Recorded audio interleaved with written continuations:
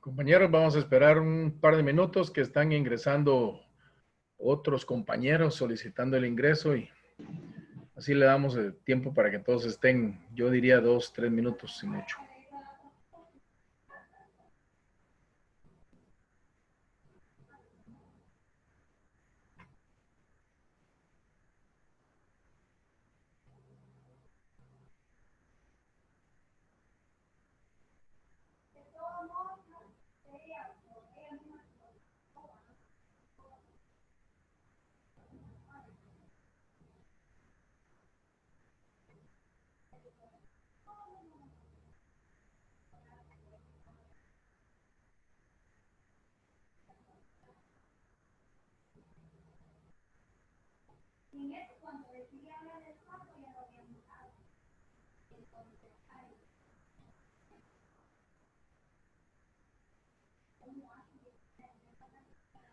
Unos minutos y estaremos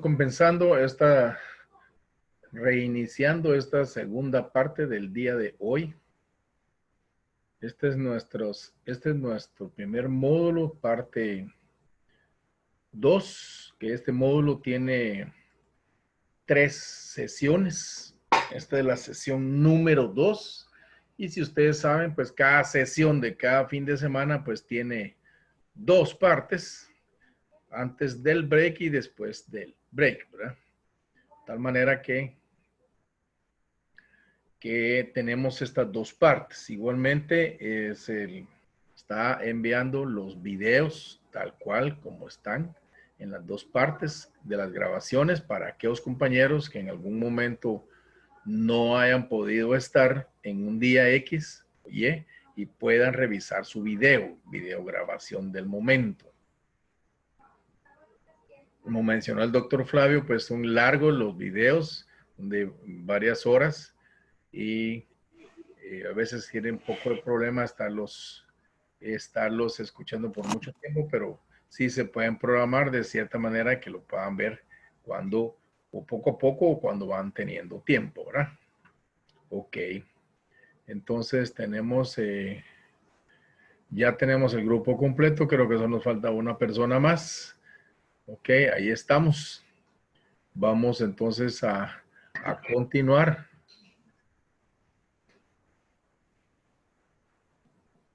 Vamos a continuar entonces donde nos quedamos acá ahorita, que estábamos en el tema de selección y verificación. Tomen notas, selección es primero, verificación y luego viene la validación. ¿Por qué es eso así? Porque primero tenemos que seleccionar un buen método, un método adecuado a las actividades de laboratorio, ¿sí? Segundo, si ese método seleccionado es normalizado, lo tenemos que verificar.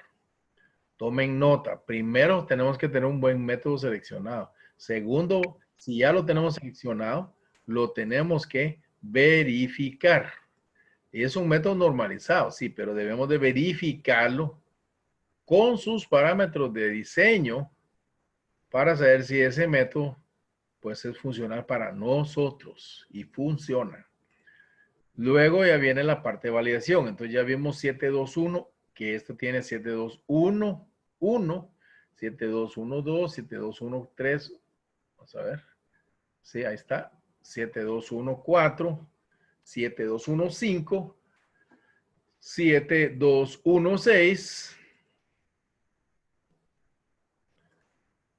7217, que es el tema de selección y verificación. Ante la norma no lo tenía así tan separado. Y entonces ahora entramos en el método validación.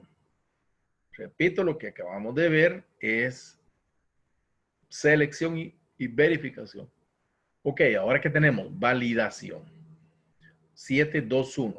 El laboratorio dice debe. Ya ustedes saben muy bien con su misma tarea que hicieron la situación de los debes. Los debes son obligatorios. Y yo le voy a decir, mire, Ingeniera Natalia España, de acuerdo a 7221, evidéncieme que usted tiene validados los métodos no normalizados. Entonces me va a contestar, disculpe, pero yo no tengo métodos no normalizados. Mis métodos son normalizados. Ok, entonces voy a cambiar la palabra y me voy para atrás en el sistema porque voy a tener que irme al tema de verificados. Entonces, de acuerdo a 7216, evidéncieme que usted tiene, 7215, que usted tiene verificado el método y que puede llevarlo a cabo apropiadamente. ¿Se dan cuenta de la diferencia? Una cosa es validar y otra es verificar. El laboratorio debe validar los métodos no normalizados, los métodos desarrollados por el laboratorio y los métodos normalizados fuera de su alcance. Eso quiere decir, y esto siempre yo lo recomiendo, cuando nosotros estamos trabajando un método normalizado, o sea, ya fue diseñado y desarrollado por un ente internacional o regional, etcétera, experto, no lo toquemos. Es más fácil verificar que validar, que tampoco sabemos cómo hacerlo, mientras no nos formemos. Si los tocamos, un validado que lo toquemos, o sea que lo estamos modificando, ya lo tenemos que validar. Otra situación que ocurre. Existen métodos, por ejemplo, para determinación de sólidos solubles. Ok. O sólidos insolubles.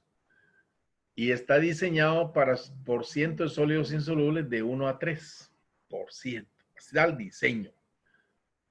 Pero resulta que yo a ese mi método reconocido internacionalmente, validado, lo voy a modificar, ya me lo convierto en validado, modificado. Pero otra cosa, lo voy a usar para otro alcance. O sea, ya no va a ser solo para 1 a 3%, sino que lo voy a usar de 1 a 5%. Ya cambié el alcance, la aplicación o campo de aplicación. Entonces yo tengo que verificarlo. No, ahora tengo que validarlo. Entonces 7221 me dice que el laboratorio debe validar los métodos no normalizados, los métodos desarrollados por el laboratorio y los métodos normalizados utilizados fuera de su alcance, previsto o modificación. La validación debe ser tan amplia como sea necesario para satisfacer las necesidades de la aplicación. En primer lugar, viene el tema de la validación. ¿Usted sabe cómo validar? Pues tengo como la idea, no nada que tengo la idea. ¿Sabe validar? Sí. Ok, entonces enséñeme un diploma en el cual usted sacó un curso de validación de métodos porque resulta que usted está validando métodos en su laboratorio, por lo tanto tiene que ser competente en la validación de métodos. Y en el estudio quiero ver también el contenido que estudió y entonces me doy cuenta que estudió la norma EURACHEM o estudió CENAM de México. Ah, ok, está bien. O estudió en Cuba, perfecto. Entonces sí tiene competencia para hacer validaciones. Es lo primero. Ahora, ¿qué tan grande hago la validación? Según sea necesaria la actividad, el campo de aplicación. La validación puede incluir procedimientos para muestreo, manipulación, transporte. Ya vamos entrando. Las técnicas utilizadas para la validación de métodos pueden ser una de las siguientes o una combinación de ellas. Ah, entonces quiere decir que ya estamos pensando en técnicas de validación. ¿Cuáles técnicas de validación utiliza? Déjeme ver. Ah, sí. Hago una combinación de ellas. La calibración e evaluación del sesgo y la precisión utilizando patrones de referencia. O sea que ¿qué técnicas usa para validar? A, B, C, D, E, F. Sí, tengo A, B, C, 4, 5, 6 técnicas para validar. Una es la evaluación sistemática de los factores que incluyen los resultados. Sí, pero antes de eso también el sesgo, o sea, la exactitud, Y la precisión, ya me está hablando de exactitud, precisión, evaluación de factores, robustez del método, comparación de resultados obtenidos con otros métodos validados, comparaciones interlaboratorio, evaluaciones de incertidumbre, A, B, C, D, E, F, G. No, F, hasta I. Seis situaciones que me dice la nota 2. Ya vamos entrando. Entonces, ¿usted valida sus métodos? Sí. ¿Qué técnicas usa? Pues generalmente uso el sesgo, la precisión, uso la robustez, uso la comparación de resultados con otros métodos, usted corre un método junto con otro. También hago comparaciones interlaboratorio. Y se recuerda que cuando vimos los conceptos hay 3 tipos de comparaciones: la interlaboratorio, la intralaboratorio y las pruebas de aptitud. Y la evaluación de incertidumbre. Perfecto. Esa es una nota. 722. Cuando se hacen cambios a un método validado, lo que estábamos hablando es un momento. Estamos hablando que tenemos un método validado. ¿Qué es eso de un método validado? Ya hablamos de eso. Pues es el reconocido internacionalmente. Ok. ¿Y usted le está haciendo cambios? Sí. Ok. Cuando se hacen los cambios, se debe determinar la influencia de estos cambios. ¿Qué cambio le hizo? Pues le cambié el volumen, le cambié la masa, cambié el equipo, cambié el pH, cambié la temperatura. Ok. Quiero ver su estudio donde usted determinó la influencia de estos cambios. Y cuando se encuentre que estos afectan la validación inicial, se realiza una nueva validación. O sea que yo le estoy haciendo cambios, como yo le hice cambios a mi método.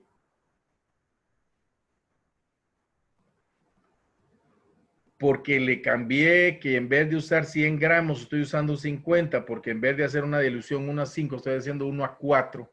O sea que usted cambió el método, sí.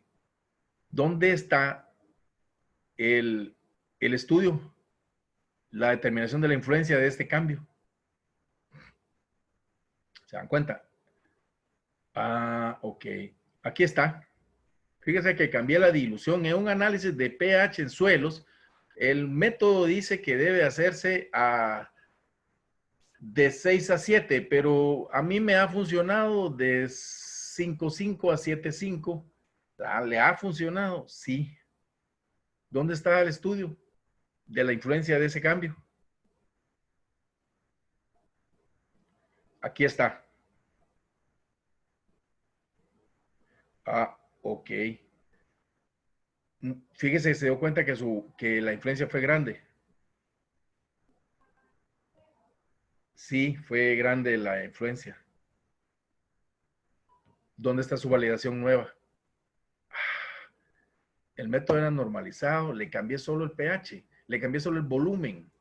O sea, la dilución, en vez de ser 1.5, le hice 1.4, pero hubiera quedado lo mismo. ¿Dónde está esa evaluación?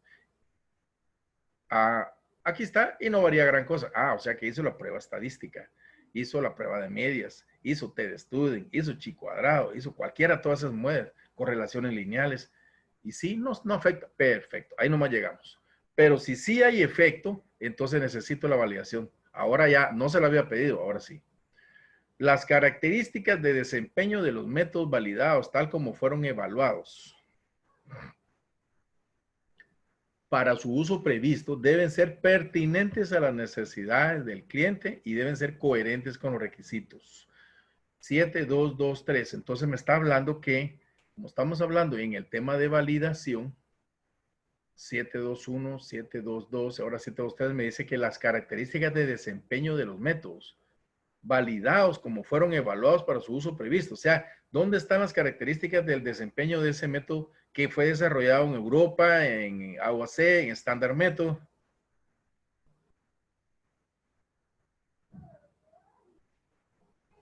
Aquí están. Son exactitud, es precisión, límite de detección, límite de cuantificación, linealidad, Robustez. ¿Y eso dónde lo dice? Lo dice dentro del método validado.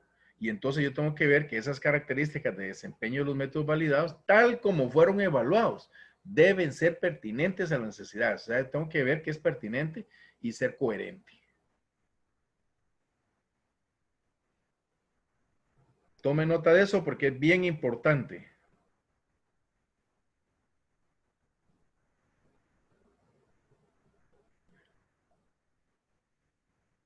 Las características de desempeño pueden incluir, pero no se limitan al rango de medición, la exactitud, la incertidumbre de medición, el límite de detección, el límite de cuantificación, la selectividad del método, la linealidad, la repetibilidad, la reproducibilidad, la robustez ante influencias externas o la sensibilidad cruzada frente a interferencias provenientes de la matriz, del objeto de ensayo y el sesgo.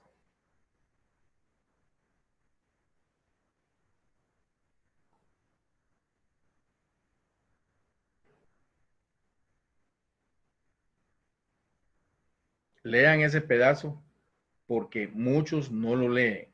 Lean este párrafo.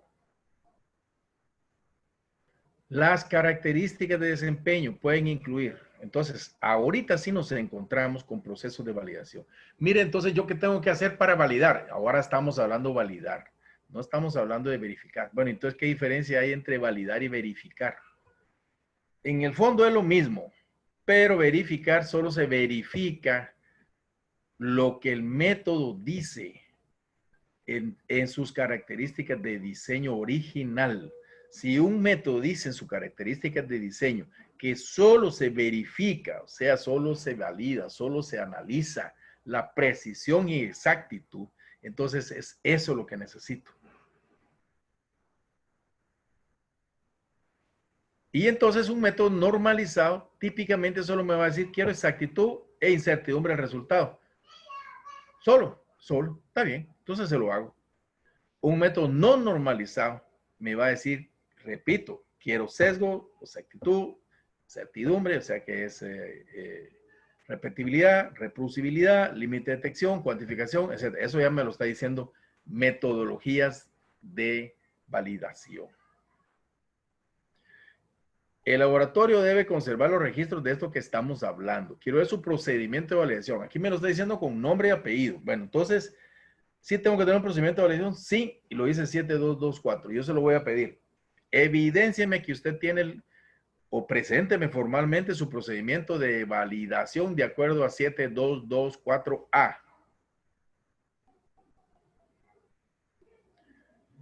Y las especificaciones de esos requisitos de validación. Y los resultados obtenidos de su validación. Y la declaración de la validez detallando su aptitud para el uso. Al final de cuentas, yo quiero una declaratoria. Quiero un documento que se llama declaración de validez firmado por ustedes, donde me digan que su método es válido. Y eso quiere decir que es apto para el uso previsto y porque estudió las especificaciones de los requisitos, las características de desempeño, tuvo resultados y hizo comparaciones contra criterios de aceptación. Si hizo eso, ya estamos trabajando en validación. Entonces, la parte de validación es clara, le pide que hay que validar los métodos no normalizados desarrollados por el laboratorio o modificados, ¿va? Normalizados fuera de alcance. También le dice que hay técnicas para evaluar A, B, C, D, E, F. También le dice que si hay un cambio en el método validado, se debe evaluar la influencia de esos cambios. También le dice que las características de desempeño, tal como fueron evaluados, deben ser pertinentes. Entonces yo quiero verla, que me evidencie eso. Y también me dice, tiene una nota, ¿verdad? Donde están los características de desempeño típicos y también me dice que yo tengo que conservar los registros, desde el procedimiento, la especificación, las características de desempeño, los resultados y la declaración de validez. ¿Ok? Esto que vimos ahorita es el corazón realmente, la parte esta de lo que es el requisito desde la selección, verificación, validación. Es importantísimo. Ese es el corazón. Para mí es el corazón de un sistema, el corazón técnico de un sistema de 17025.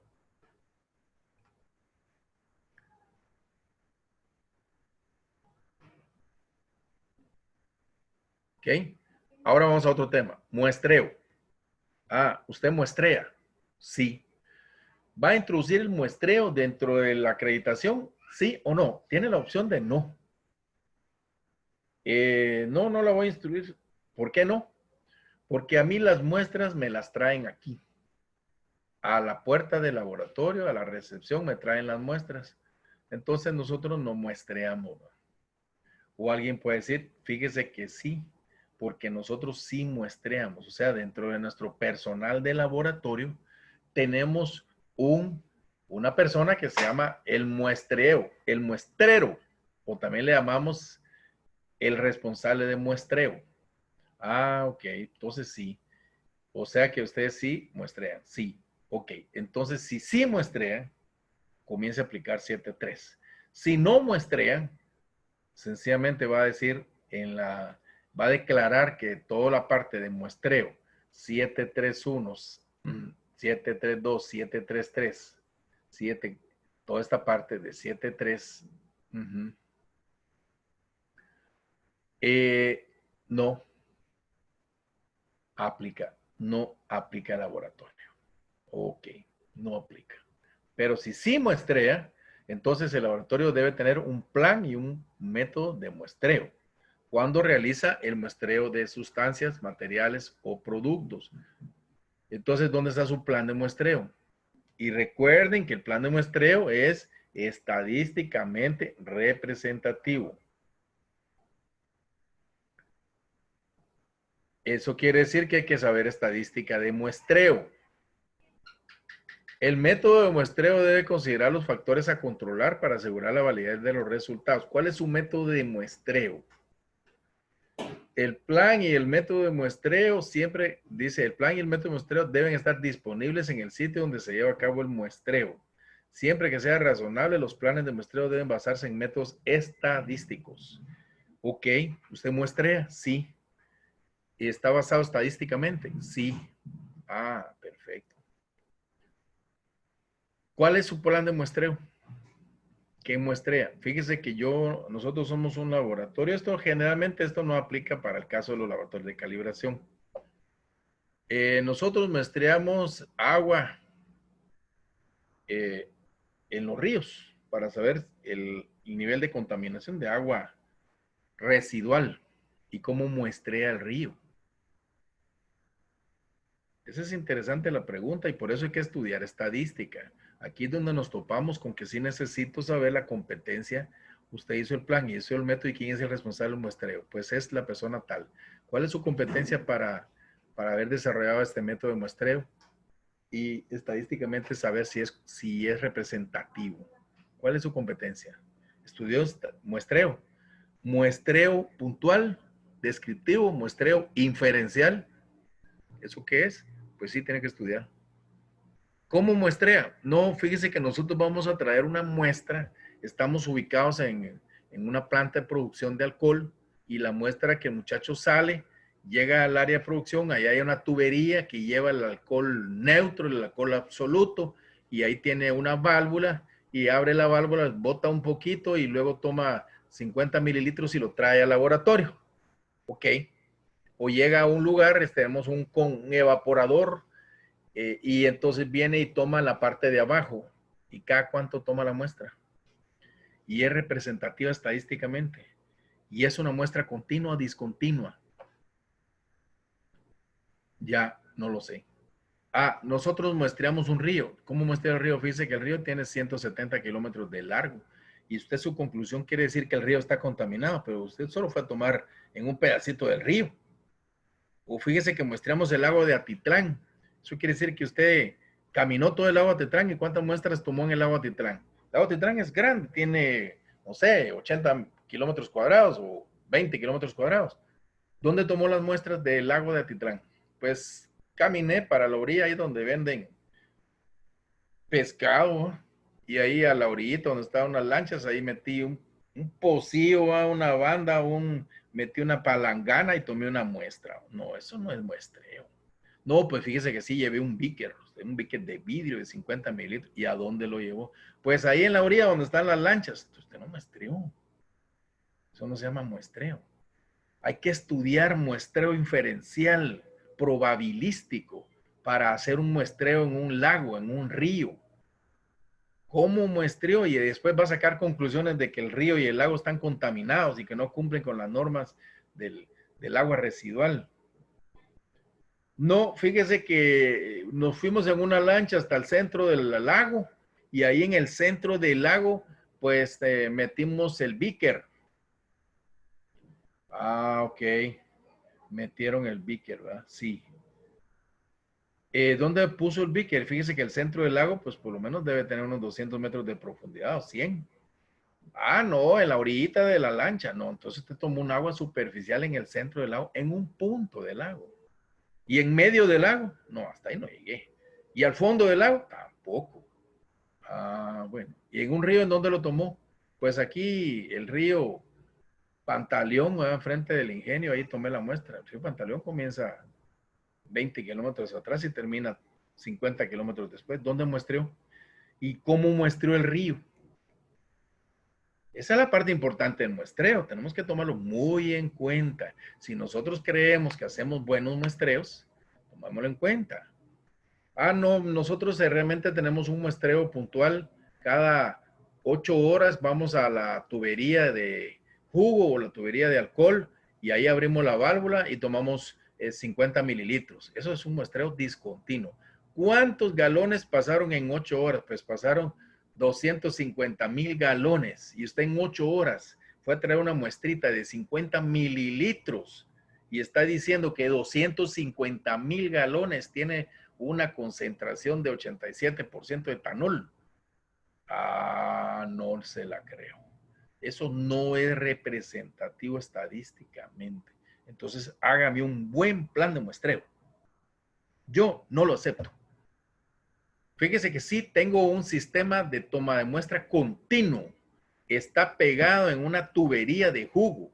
Y la tubería de jugo que pasan 50,000 galones en cada hora, pero el muestreador continuo está pegado ahí con un sistema hidroneumático electrónico manejado con un controlador computarizado y abre válvulas automáticamente cada 5 minutos. Él toma una muestra de 15 mililitros, de tal manera que cuando yo llego a la hora, pues ya tengo yo N cantidad de muestras en ese frasco que recibió ahora 200 mililitros, pero se tomaron 15 cada 5 minutos o cada 10 minutos. Entonces quiere decir que usted tiene 6 muestras tomadas en la hora y no a la hora llegó a tomar una. Eso se llama muestra puntual. Ok, si nos vamos a meter en este tema de muestreo, hay que hacerlo bien hecho, porque va a ser evaluado bien hecho. Debe tener un plan para el muestreo y debe considerar los factores a controlar para asegurar la validez de los resultados. Ok, ¿cuáles son los factores? ¿Cuál es el volumen de muestra? Típico, por ejemplo, también en un ingenio azucarero, ¿verdad? Se llega a muestrear azúcar a la bodega. El promedio de azúcar, de sacos de azúcar en una bodega de un ingenio son de 500,000 quintales a 1,000,000 de quintales. ¿Cuántas muestras o cuántos sacos va a muestrear cuando entra en una bodega y va a ir a tomar y se encuentra con 500,000 sacos? Es mentira. Lo que va a ir a sacar son 3, 4 saquitos y a esos saquitos y los escogió al ojímetro, una esquina, otra esquina, otro arriba. Al ojímetro se llama eso. Eso no se llama representatividad estadística. Eso no se llama que consideró los factores a controlar.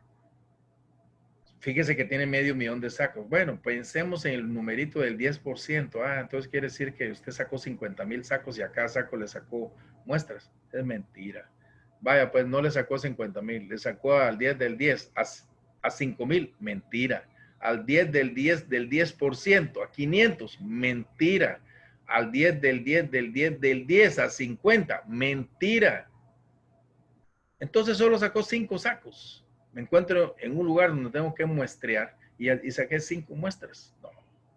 Y con eso voy a decir yo que 500,000 de sacos tienen esta concentración. Falso. Ese es el concepto del plan de muestreo. Debe describir la selección de las muestras o los sitios.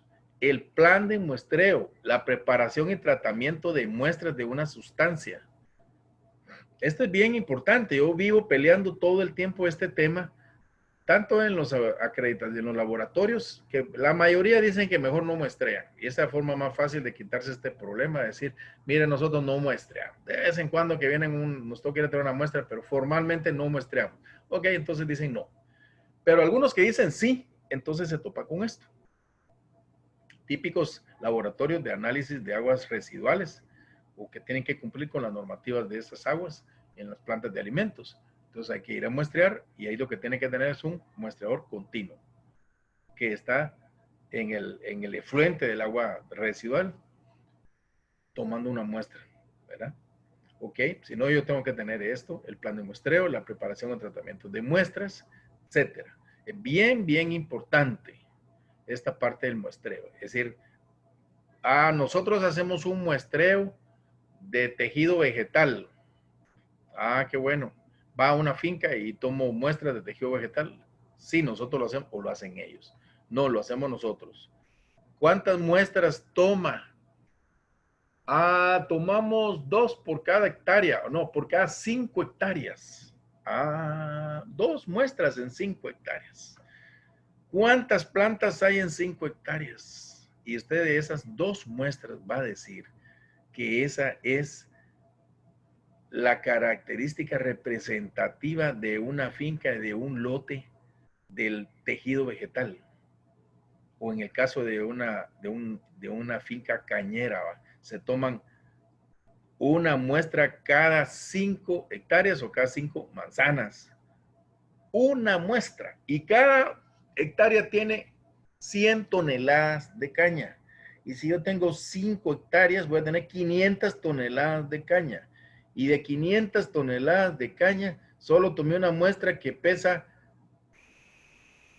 10 libras. Eso no se llama muestreo representativo. ¿Y dónde tomé la muestra? En las 5 hectáreas. ¿En qué lugar de las 5 hectáreas tomó la muestra? Pues los tomé aquí en la orilla de la carretera asfaltada, la orilla de la carretera de tierra. No está mal. ¿Cómo dividió las 5 hectáreas para tomar la muestra? ¿Se dan cuenta el tema de muestreo? Si nosotros entramos al asunto de muestreo, entonces bien importante la estadística. Plan de muestreo, preparación, y cuando ya toma las muestras, ¿cómo las prepara? Nosotros tomamos muestra para análisis microbiológico de agua residual. Perfecto. ¿Dónde toma las muestras? Pues nosotros las vamos a tomar allá. Tenemos un perfecto muestreo.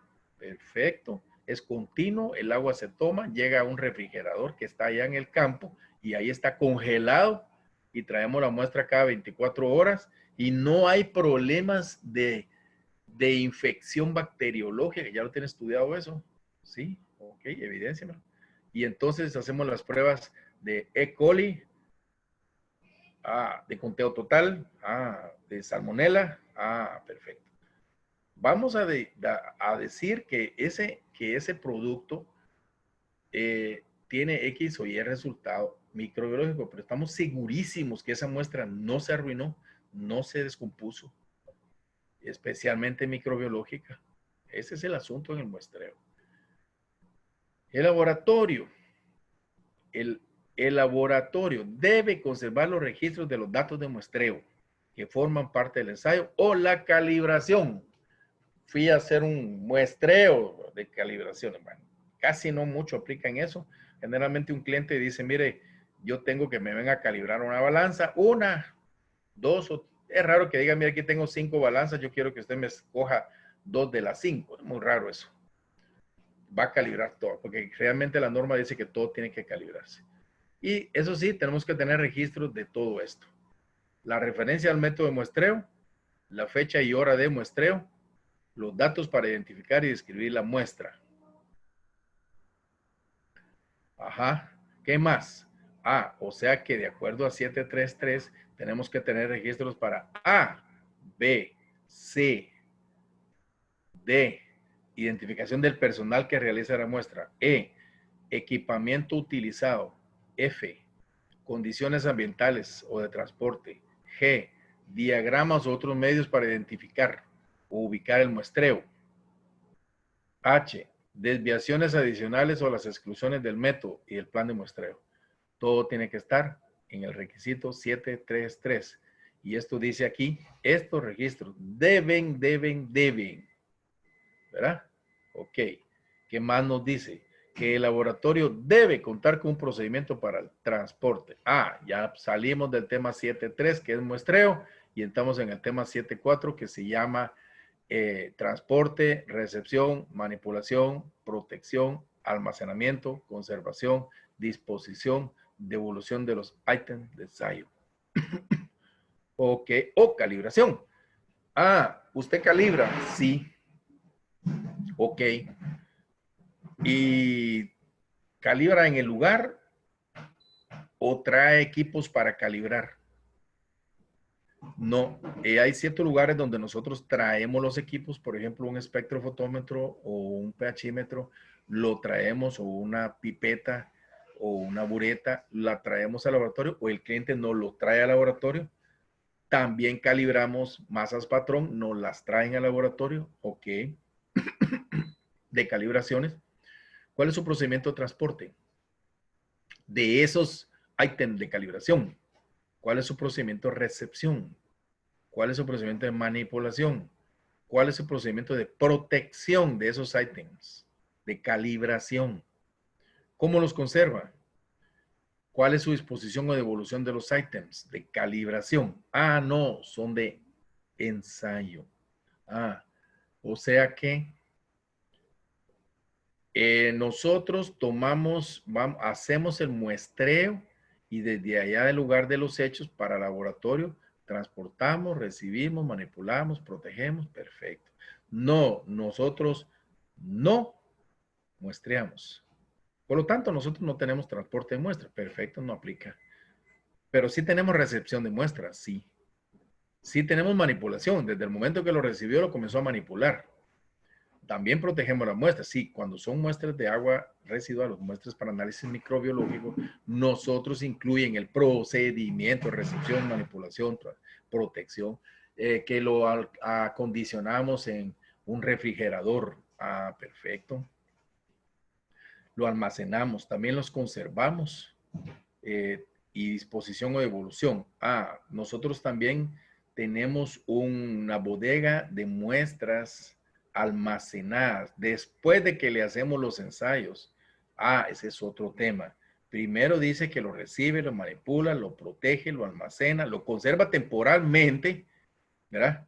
¿Y para qué? Para llevarlo a disposición o devolución de los ítems, incluida todas las disposiciones necesarias para proteger la integridad o calibración y para proteger los intereses. Ah, o sea que sí lo maneja, lo recepciona, lo manipula, lo protección, le da almacenamiento, lo conservo temporalmente, lo entrego al laboratorio para que hagan los ensayos, luego me dan lo que les sobra de las muestras y estos ya son los saldos de muestras o me devuelven el equipo después de que lo calibraron, ¿verdad? Y yo lo protejo para la integridad de ese equipo, si es calibración, para proteger los intereses del laboratorio o del cliente, porque el equipo es del cliente. Y tomamos las precauciones para evitar el deterioro, contaminación, pérdida o daño del ítem durante la manipulación, transporte, almacenamiento, preparación del ensayo o calibración. Y se debe seguir las instrucciones de manipulación. ¿Eso qué quiere decir? Que entonces nosotros tenemos que tener, y lo dice arriba 741, un procedimiento para el transporte, recepción, manipulación, protección, etcétera. El laboratorio tiene que tener eso y debe contar con un sistema para identificar. Estamos hablando tanto muestras como equipos. Más común en las muestras, sí, cuando una muestra ingresa le ponemos una etiqueta o le ponemos un código. Esta es la muestra 2020-0105. Ah, ok, ¿eso qué quiere decir? Pues es la que entró en el año 2020, que entró en enero y que es la número 5. Ah, ok, está bien. 5-1, 5-2, 5-3, porque es la misma muestra, pero viene en triplicado. Perfecto. Debe contar con un sistema de identificar las muestras, ¿verdad? Sin ambigüedades. Tanto un ensayo como una calibración. La identificación se debe conservar mientras el ítem esté bajo la responsabilidad del laboratorio. El sistema debe asegurar que los ítems no se confundan físicamente o cuando se hagan referencia a ellos. El sistema debe, si es apropiado, permitir la subdivisión de un ítem. Lo que les decía, este ítem se divide en 3 muestras, submuestras, perfecto. Al recibir el ítem de calibración o ensayo, se deben registrar las desviaciones de las condiciones especificadas. Nosotros estamos recibiendo su muestra, pero estamos viendo que la bolsa viene abierta, que el equipo viene golpeado, que el equipo viene acá, o que eso se llaman las desviaciones. Cuando exista duda acerca de la adecuación del ítem para ensayo, o cuando el ítem no cumpla con los requisitos o descripción suministrada, el laboratorio debe consultar al cliente. Le consulto que vino su muestra de agua residual, no vinieron los 200 mililitros y encima vino una muestra, una bolsa rota. Hay que hacer la consulta al cliente. O decirle, mire, vino su muestra de tejido y viene mal, viene con hongos.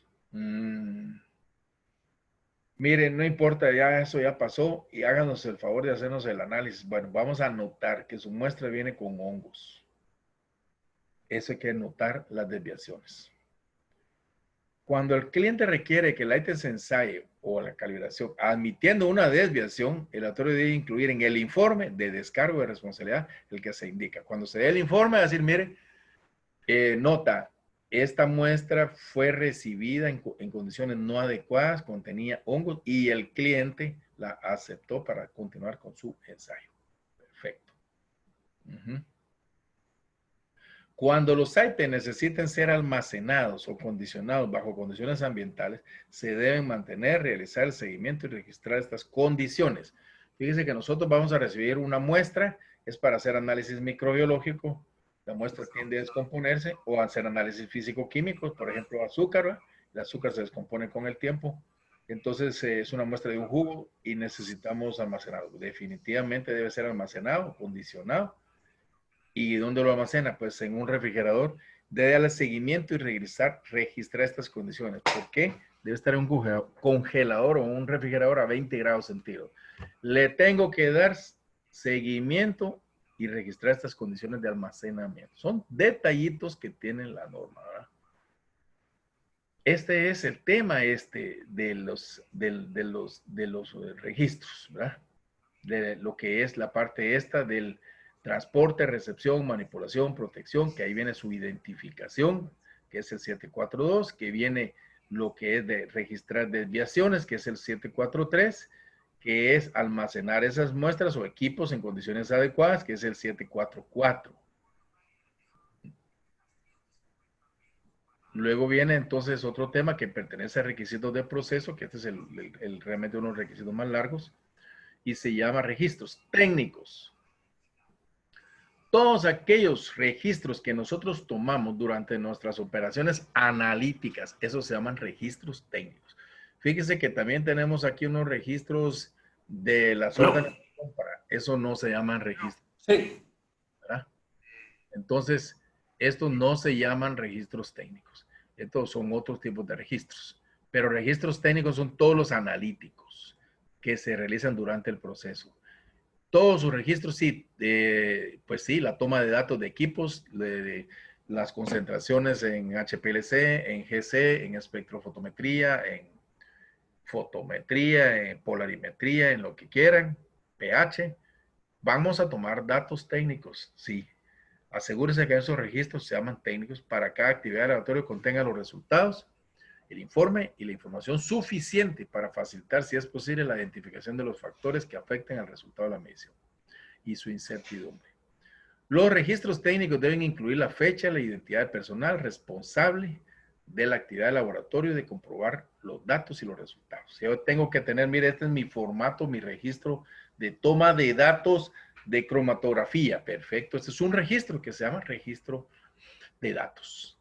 Día, responsable, etcétera. Todos esos registros sean, mire, los tenemos a mano, perfecto.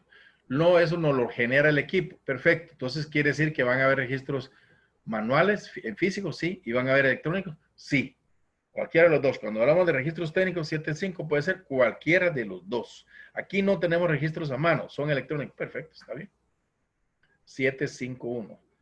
752, el laboratorio debe asegurar que las modificaciones a los registros pueden ser trazables a las versiones anteriores o a las observaciones originales. ¿Qué quiere decir eso? Si nosotros tenemos aquí nuestro registro, no está diciendo el formato, pero fíjese que aquí tiene una manchita porque aquí decía 17.5%, pero fue un error, era en realidad 15.5. Entonces le pusimos un tachoncito, pero no lo borramos. Y una firmita arriba. Ok, porque le hicieron modificaciones, sí. Ok, y ese es trazable al anterior. Quiero ver el anterior, sí, aquí está, dice 17.5 y ahora este dice 15.5. Ok, yo tengo que conservar todos esos datos y archivos originales como los modificados, incluida la fecha de corrección. Ah, usted corrigió ese formato, ese registro, sí. Aquí está la firma, a ver, y cuándo lo corrigió. Ah, eso sí no le puse fecha. No conformidad contra 752, porque usted aquí dice que se deben conservar y archivos originales como los modificados, incluida la fecha, una indicación de los aspectos corregidos y el responsable. Pues sí, casualmente la fecha sí no le puse. Ok, no conformidad. S751, que son los registros técnicos. Entonces tenemos que asegurarnos que esos 751, 752, que esas correcciones estén bien. 7.6, evaluación de la incertidumbre. 7.6, evaluación de la incertidumbre. Aquí vamos a ver el tema 7.6. Y a 7.7, aseguramiento de la calidad. Ok. Entonces, ¿qué es la incertidumbre? Ese es otro tema. De hecho, estos temas como la incertidumbre, la validación, el aseguramiento de calidad, son módulos aparte, porque aquí es donde nos topamos con que, mire, ingeniero, y usted calculó ya la incertidumbre de medición de su calibración del espectrofotómetro. Ah, ese es un laboratorio de calibración, sí. ¿Y no me dijo usted que lo calibraba? Sí, pero es que solo lo calibro con pH, con valores de pH. No, no, no, hombre, yo lo calibro con soluciones patrón. Ah, contra curvas, sí. ¿Y dónde está la incertidumbre de la calibración? Ah, no, a eso sí no llego. O sea que no calcula la incertidumbre. No. Usted calcula la incertidumbre de medición. Usted dice que está calibrando el ICP. ¿Y cómo lo calibra? Con curvas. No, no, no, no. Ya aclaremos eso. Eso no se llama calibración. Ni tampoco está validando, está verificando. Pero yo pienso que estoy calibrando. Ah, usted piensa que está calibrando. Sí. Ok. La calibración exige una incertidumbre. ¿Dónde está la incertidumbre de las curvas de calibración? Estamos hablando solo de las curvas de calibración. No es ni la incertidumbre del equipo. Porque calcular la incertidumbre del equipo es una cosa. De las curvas es otra cosa. De los materiales es otra cosa. La incertidumbre del ensayo, esa es la más importante y la más grande y que conlleva a todos los demás. ¿Cuál es la incertidumbre de su ensayo de determinación de plomo en agua residual? Ah, ya la puso difícil. La determinación de plomo en agua residual. ¿Cuál es la incertidumbre? O sea, ¿qué es? El laboratorio debe identificar las contribuciones a la incertidumbre. ¿Quién me da contribuciones a mí en la incertidumbre de la determinación de humedad en un suelo? Ah, humedad en el suelo. Ok. El método de humedad es gravimétrico. Ah, ok, perfecto. Fíjese que para ese método usamos una balanza porque pesamos antes y pesamos después. También usamos un horno o una estufa porque lo tenemos que llevar a un valor de 100 grados centígrados una hora porque lo que estamos haciendo es humedad a ese método. Ah, no, tenemos que llevarlo a humedad total, o sea, lo tenemos que calcinar, casi que calcinar en una mufla. Ah, ok, perfecto. ¿Cuáles son las contribuciones a la incertidumbre? Bueno, para el método, para el método. Aquí estamos a la evaluación de incertidumbre del método, no la incertidumbre de la balanza, no la incertidumbre del material de referencia. Entonces, ¿cuál incertidumbre estamos hablando? La incertidumbre del método.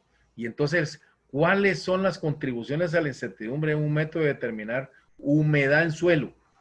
Bueno, uno de los que mete incertidumbre es la balanza. Para eso la tengo que calibrar, no yo, el laboratorio acreditado.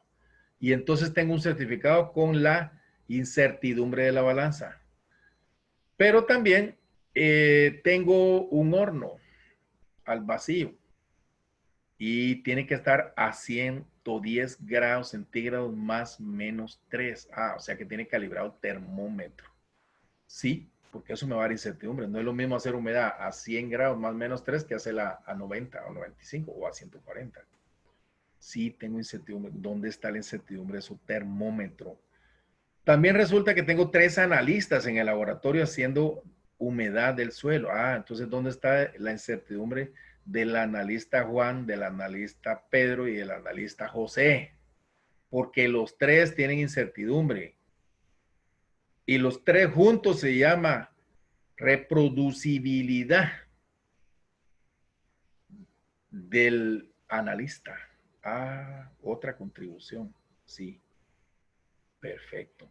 Entonces quiere decir que yo tengo varias contribuciones a la incertidumbre para poder llegar a la incertidumbre del ensayo. Sí, ok. Ese va a ser uno de los temas en el módulo de incertidumbre. Entonces, cuando se evalúa la incertidumbre, se deben tener en cuenta todas las contribuciones que son significativas, incluidas aquellas que surgen del muestreo, utilizando los métodos apropiados de análisis. Bueno, vamos a llegar hasta aquí.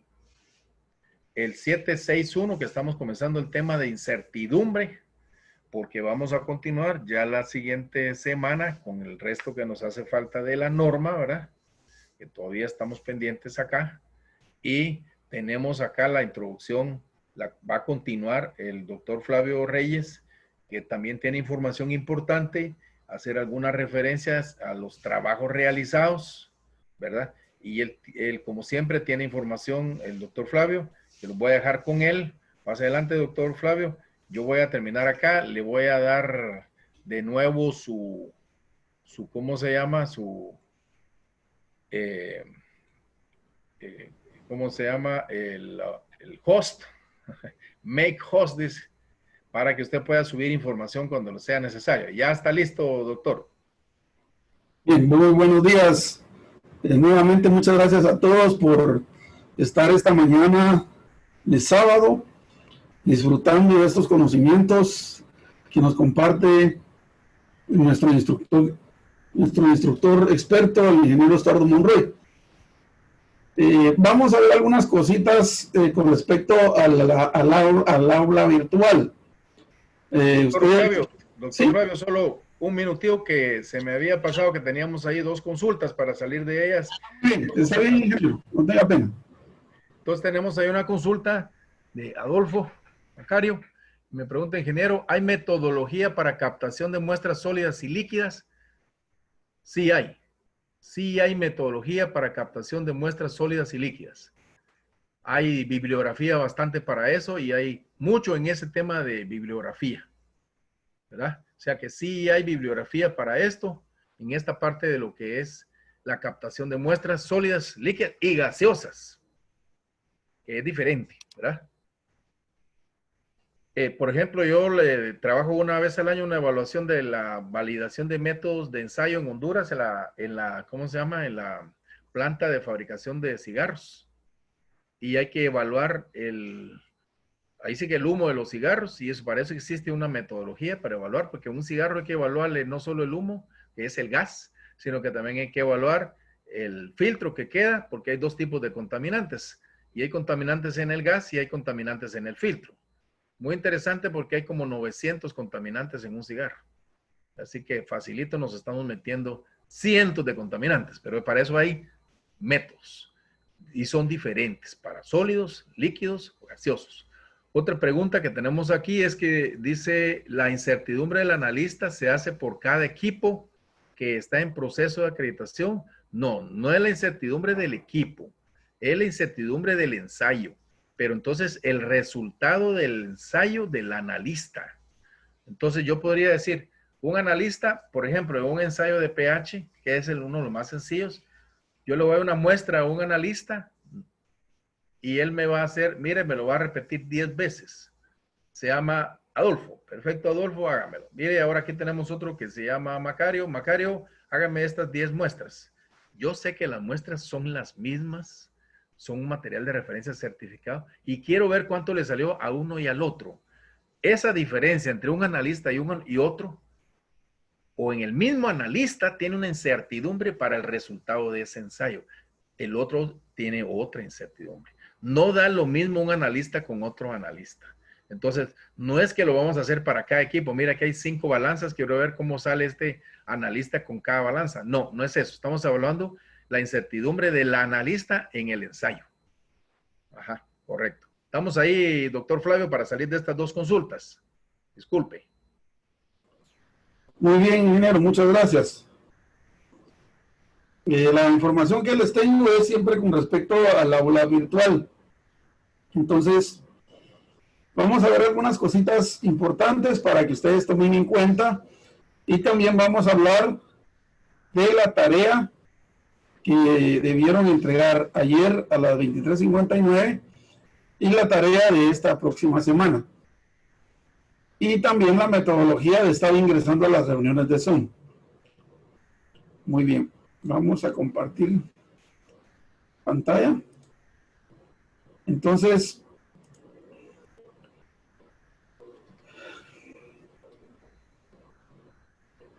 yo estoy aquí en mi cuenta de Moodle. Me voy a poner como rol de estudiante.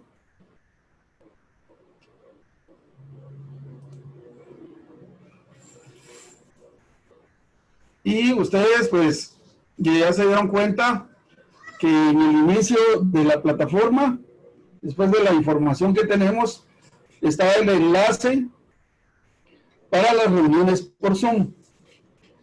Este enlace con su ID y contraseña será el mismo para todas las reuniones de los sábados.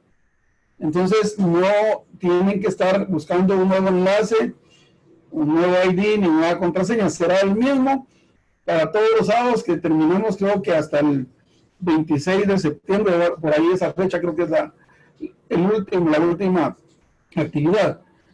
En este primer enlace, si ustedes descargan este enlace, les va a descargar toda esa programación en su calendario de Google o en su calendario de Microsoft. En cualquiera de los dos, dependiendo cómo tengan ustedes su configuración en sus dispositivos. Y pues ahí van a tener para un recordatorio de todos los fines de semana. Respecto a las videoconferencias, las estamos grabando y las estaremos subiendo a la plataforma, solo que hay un tiempo específico. Las reuniones las graba el ingeniero Monroy, luego las descarga y me las envía, y eso pues lleva unas 5 o 6 horas. Luego yo las tengo que revisar y si es necesario editarlas o cortarlas, lleva otro tiempo y luego las subo a un canal de YouTube. Entonces estábamos estimando más o menos 24 horas para subirlas, que posiblemente ese tiempo sea. Todavía tenemos que subir las conferencias del día de ayer. Entonces, ustedes posiblemente tengan disponibles estas conferencias, las de hoy sábado, posiblemente las tengan disponibles el lunes tipo 8 de la mañana, ya están subidas. Para las personas que no pudieron verlas o quienes quieran seguir viéndolas o algún tema específico. Aquí tienen la presentación. Aquí esta presentación creo que se incluye todo el tema del módulo 1, ingeniero, o solo es una parte. No, ahí está todo. Ahí está todo lo del módulo. Todo está ahí. Excelente. Ahí está todo lo del módulo. Entonces, aquí tienen la norma ISO. Y en la tarea 1 ya varias personas se entregaron, yo ya les califiqué, ya se dio una retroalimentación ahí. No estamos siendo muy estrictos. Lo que queremos es de que se vayan familiarizando con la norma, que ese es el objetivo, conocerla, conocer todas sus partes, y quien no tenga tiempo de hacer toda la tarea, pues comprendemos que hay cuestiones de trabajo, pero se hagan lo posible de culminarla. Y quienes no las entregaron, la pueden entregar. No hay penalización por entrega de tarde, ni tampoco se están cerrando las tareas. Lo único que sí les pedimos que las hagan para que no se les haga una carga de trabajo y se les acumule. Respecto a la tarea número 2, bueno, vamos a ver, por ejemplo, ahora, si miramos las actividades extra aula, y aquí el ingeniero Monroy nos puede explicar un poquito más la tarea que tocaría para el próximo viernes. Estamos en la sesión número 2 y la tarea que hay que hacer es un diagrama de flujo de ensayo o de ensayos, que serían prácticamente los ensayos que se pretenden acreditar. O de calibraciones. O de calibraciones, así es. De ensayos de análisis físico-químicos, microbiológicos o de calibraciones. ¿Sí? Entonces, ahí tal vez nos podría explicar un poquito, ingeniero, para que los compañeros estén bien enterados. Sí, como hablamos en un principio, cuando vemos el contexto, que vemos una necesidad, por ejemplo, de hacer un FODA, porque nos va a dar el contexto de la organización, oportunidades, mejoras, etcétera, pero también necesitamos evaluar otros temas de riesgos y los riesgos en las operaciones de laboratorio. Entonces, necesitamos visualizar el flujograma del proceso de calibración, o sea, el proceso de ensayo. Desde el momento, si es que se toma una muestra o se trae un equipo, luego el momento en que se recibe, se identifica y va pasando paso a paso, etapa a etapa, hasta que se entrega el informe. Entonces, esto es un diagrama de flujo, tanto que puede ser de un ensayo. Recordemos que pueden haber varios diagramas de flujo. Puede ser que la acreditación esté para 5 ensayos, entonces yo tengo 5 diagramas de flujo, porque es uno para cada ensayo. Si ante todo que es diferente. O tengo un diagrama de flujo porque yo hago calibración de balanzas, pero también hago calibración de pHímetros. Entonces son 2 diagramas de flujo. La tarea es eso, que diagramen el flujo de su proceso analítico, sea de ensayo o de calibración, porque eso les va a servir para hacer su análisis de riesgos en cada una de las etapas y conocer con más detalle el método analítico. Así es, ese es el concepto y ese es el trabajo, un diagrama de flujo. Muy bien. Tal vez, ingeniero, para que los compañeros no les sea muy complicado, tal vez que nos pudiera compartir usted un diagrama de flujo que tenga ahí de sus documentos, ¿verdad? Sin nombre, solo para que se pueda tomar referencia, me lo envía y yo lo subo aquí a la plataforma para que los compañeros lo tengan como un ejemplo, ¿verdad? Pues un diagrama de flujo, la mayoría de los compañeros que están participando, pues somos ingenieros. Creo que eso no se les va a hacer difícil, ¿verdad? Lo pueden hacer en Word, en PowerPoint o en cualquier otra aplicación que esté disponible en la red. Pero de eso les quiero hablar ahorita. ¿Cómo se va a hacer esta tarea? Entonces, ya la tarea está subida en la plataforma y las instrucciones dicen lo siguiente. De acuerdo a lo establecido en la norma ISO 17000-2025-2017, debe realizar el diagrama de flujo de ensayo a acreditar. Aquí estamos conscientes que es ensayo o calibración. Lo pueden realizar en Word o PowerPoint. Preferiblemente convertir el archivo a PDF. Esa fue una sugerencia que nos dieron el día de ayer los compañeros del diplomado multinormas. Y vamos a utilizar una aplicación gratuita que se llama Google Drive. Google Drive sirve para que ustedes almacenen documentos, videos, imágenes y una serie de archivos en la nube de Google. Pero para ello es necesario que ustedes tengan una cuenta de Google o un correo de Gmail. La mayoría de personas lo tienen.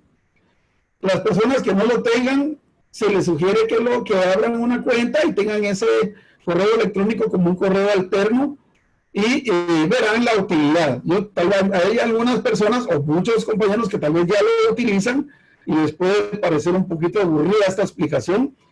Algunas personas no la utilizan, pero el objetivo del diplomado también es que ustedes conozcan ciertas aplicaciones que les va a facilitar la vida en ese proceso de documentación y en la gestión de la acreditación, porque uno se topa con un montón de documentos que realmente a veces se satura uno y se estresa.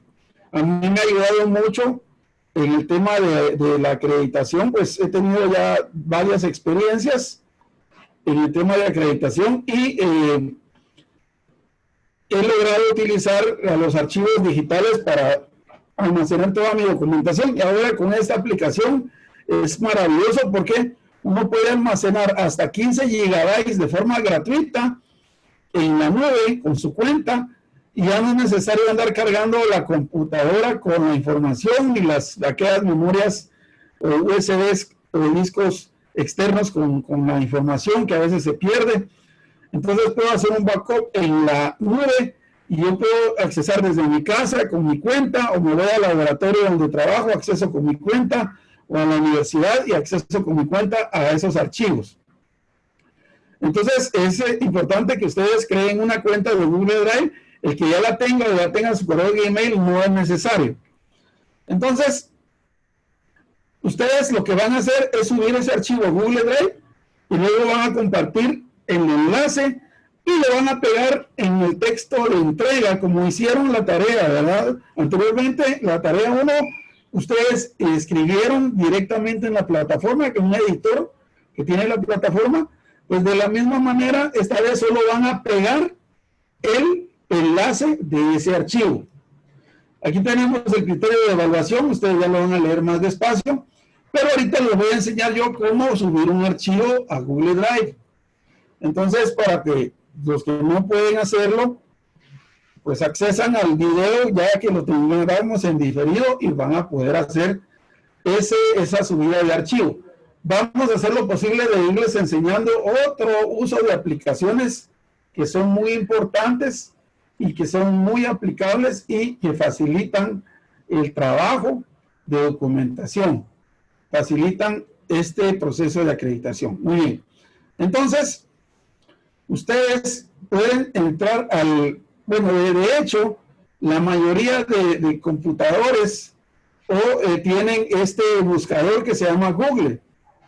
Ese internacionalmente es uno de los más usados y en Latinoamérica pues creo que lo tenemos todos. Entonces, si ustedes tienen este buscador, lo más seguro es que ya tengan su cuenta de Google. Y si tienen su cuenta de Google, esta tiene varias aplicaciones. La aplicación más utilizada es la de Gmail, donde tienen su correo personal. También está la aplicación de imágenes. Y luego aquí donde encontramos esta especie, este icono como de matriz, que tiene 9 puntitos, dice aplicaciones de Google. Si entramos ahí, nos va a tirar una pestaña que tiene muchas aplicaciones. Tiene el YouTube, donde ustedes prácticamente pues pueden abrir su cuenta o ya tienen su cuenta. Tiene Meet, que es una aplicación similar a la de Zoom. Contactos, para meter todos sus contactos y sincronizarlos. Calendario, traductor, fotos, y hay muchas aplicaciones. Classroom, que es una plataforma para educación virtual. Jamboard, que es una pizarra virtual. Y hay muchas aplicaciones que ustedes pueden ir utilizando, que muchas veces uno no sabe, o no las conoce, y cuando uno se da cuenta para qué sirven, uno dice, ala, tanto tiempo que yo tenía eso ahí guardado y nunca lo pude utilizar. Entonces, y el que nos interesa en este momento es el Drive. Es este que tenemos aquí, que parece un triángulo. Si yo ingreso al Drive,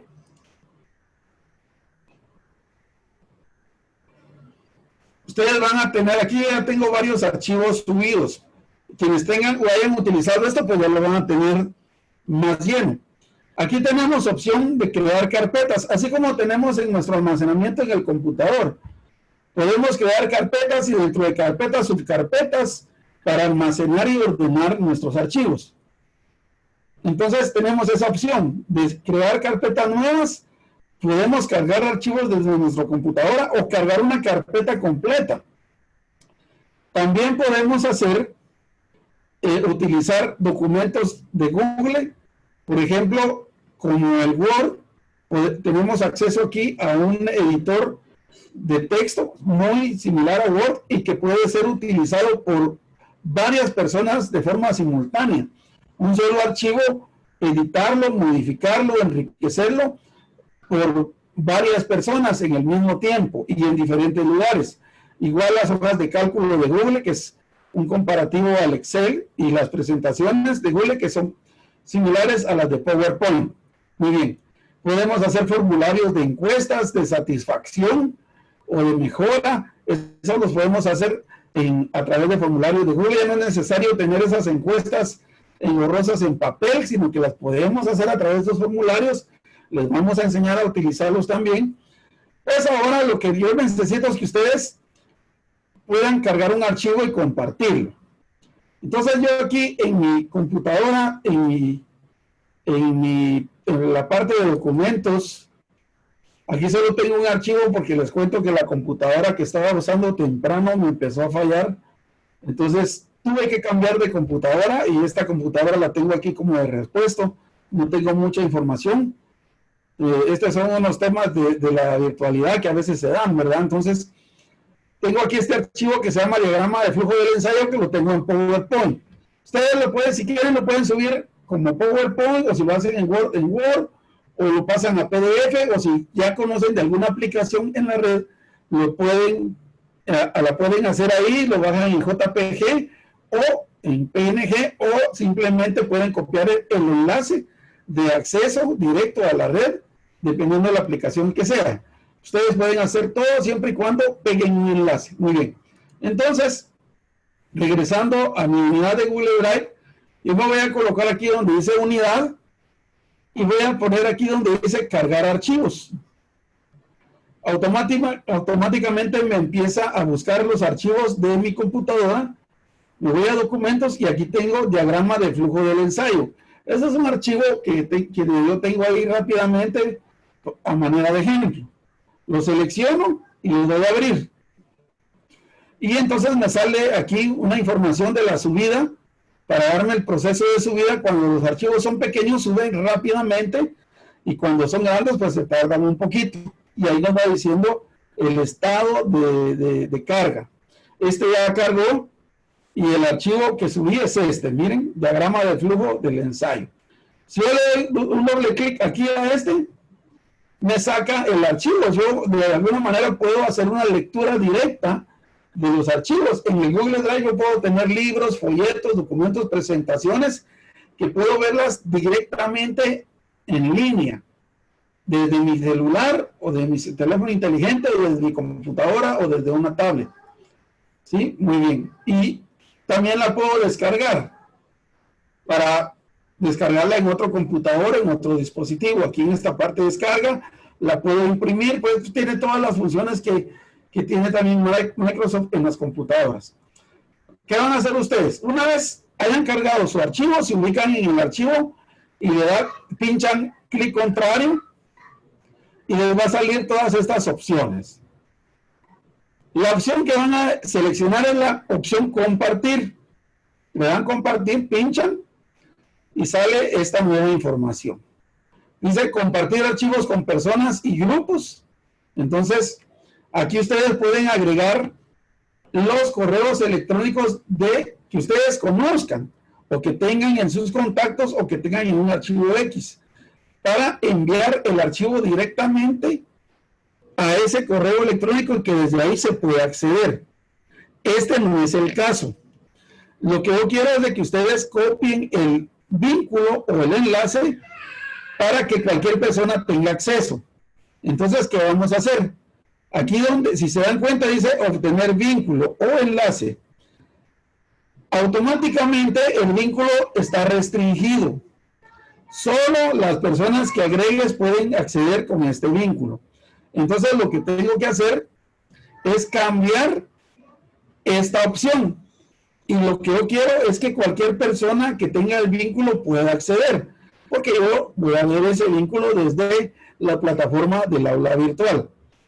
Pincho a cualquier persona que tenga el vínculo y automáticamente ya queda ese vínculo para esta persona. Y la opción es solo de lectura.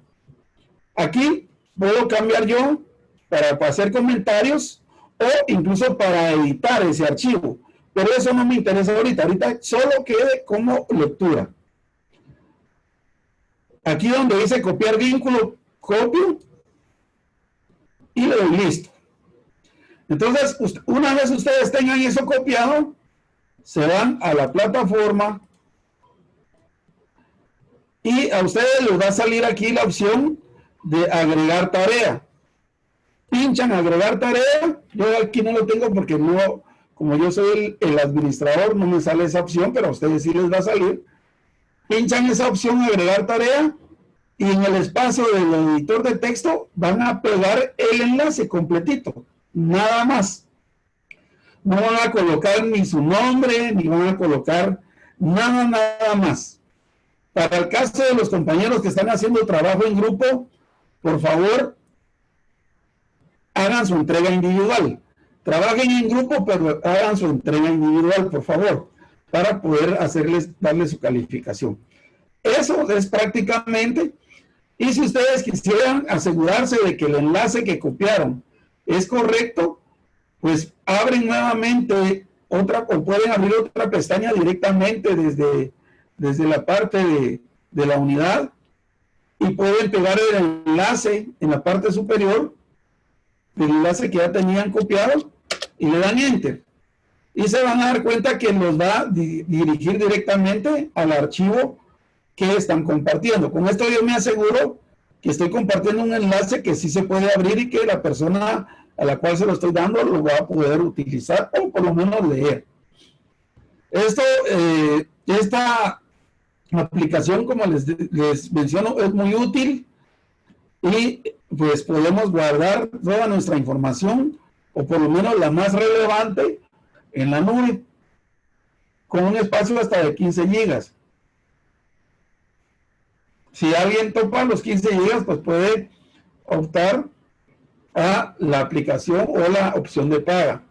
Pero 15 gigas son suficientes para la información que uno maneja. Entonces, esta sería la información.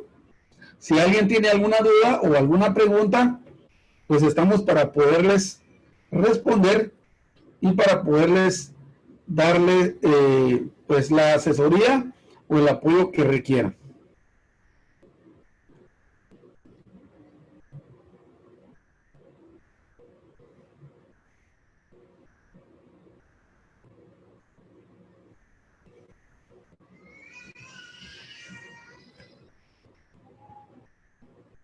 Bueno, al parecer creo que todo está claro. Si es así, entonces regresamos con el ingeniero Sordon Monroy. Voy a dejar de compartir y le voy a enviar nuevamente el host para que el ingeniero siga. Ahí está. Ok. Ya le regresó el host, ingeniero. Muchas gracias, doctor Flavio.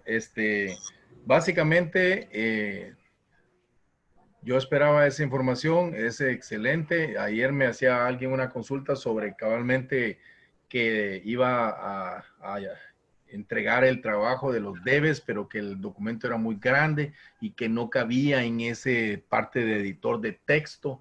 Y entonces esto ahora nos viene a abrir pues que sí podemos hacer copiar ese tipo de link, ¿va? Ese vínculo y trabajar con esta metodología que nos está ayudando también. Y acá el doctor pues, es experto en eso y creo que nos va a seguir ayudando. Fijo que nos va a seguir ayudando en esto y mucho más y unos proyectos que tenemos más adelante. Y vamos a irnos metiendo cada vez más en estas tecnologías de informática, ¿verdad? Así que sí, gracias doctor por su apoyo en esta parte en particular que ayer tenía ese par de consultas, ¿verdad? A mí no me queda más que agradecerles pues su tiempo hasta ahora. Nosotros vamos a continuar la siguiente semana, pero lo único que quiero, les propongo es, y lo habíamos planeado desde la primera vez, que tenemos unos minutos de preguntas y respuestas ante lo que hemos visto el día de hoy. Pues todavía tenemos, pongámosle, aunque sea 10 minutos de preguntas y respuestas de la temática del día de hoy y podamos pues discutir alguna duda en estos últimos requisitos de la norma. Uh-huh.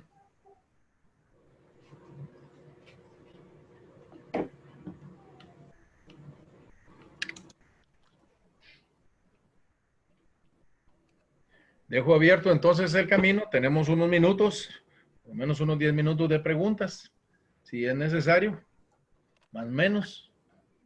En los temas que vimos hoy, ¿verdad? Estamos llegando hasta el tema de la evolución de incertidumbre, que es el 7.6. Todavía nos faltan, hoy estamos en esta parte del proceso del aseguramiento de calidad, que son dos partes del corazón o la médula del sistema, ¿verdad? Para poder llegar al informe de resultados, que es también del proceso, pero es la última de las partes. Esto ya es cajón, que es la manera de cómo es la estructura o vamos a decirle el formato de un informe, que no se nos olvide ese tipo de situaciones, ¿verdad? Que son los reportes en esta parte de lo que es informe de resultados. Ok, y vamos a ir poco a poco llegando al final. Esto sigue siendo de los reportes porque hay resultados de informes de muestras, informes de calibraciones, informes de ensayo, pero es básicamente el tema del formato del reporte y ciertas consideraciones importantes para que vayamos llegando a nuestra parte poco a poco del sistema de gestión. También la parte de quejas, que todavía pertenece al proceso y que antes estaba independiente, ¿verdad? Aclarando esta parte, la parte de quejas antes era de gestión, por un lado, trabajo no conforme también, la parte esta 710 de trabajos y pertenecen al área de proceso, el control de datos y gestión de la información, y que aclararles que no son registros técnicos. Esto es un requisito nuevo que es más la gestión de la informática. Aquí está relacionado con recopilar, procesar, registrar informáticamente. Ese es este concepto de gestión de datos. Para que llegamos a la sección 8, que es la sección de gestión, que antes teníamos en gestión. ¿Y esto qué es? La sección 8 es básicamente que vamos a hablar del procedimiento de documentación, elaboración, control de documentos, control de registros, que para todos es un poco más conocido, ¿verdad? La parte de acciones para abordar riesgos, que es relativamente desconocida, la mejora, las acciones correctivas, las auditorías internas, las revisiones por la dirección, que esta es la opción. Y si alguien ya tiene ISO 9000 y lo tiene integrado, pues esta es la parte, ¿verdad? Y aquí es donde la norma va terminando, en esta parte de gestión, que es la más conocida por muchos de nosotros en sistemas de gestión. Bien, entonces hemos llegado ahorita a esta parte de incertidumbre y esto que les acabo de mostrar es lo que continúa la siguiente semana, que es la incertidumbre, el aseguramiento de calidad, etcétera, hasta terminar con el sistema documental. Ok, quisiera ver si alguien tiene dudas, sea por el chat o sea verbal.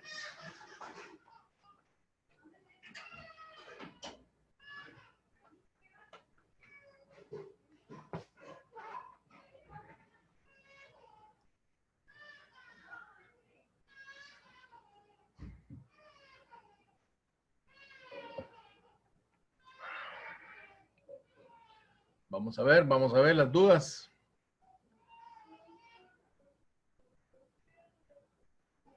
El ingeniero Darwin, que siempre tiene algunas de sus consultas en su laboratorio.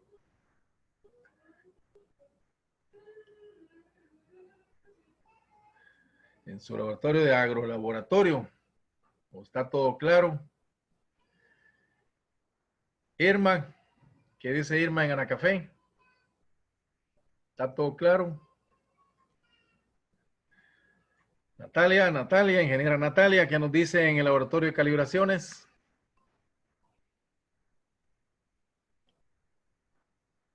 Y William, que se nos ha quedado un poco calladito en el laboratorio de Darza, con todos sus rones y alcoholes. Ah, no, William está él es el ingeniero Pedro García, que está en Darza. Y William, disculpa, es en ecosistemas, análisis de aguas. Ok, me interesaría, si ustedes tienen alguna duda, con todo gusto. Por el momento todavía no. Ok, excelente.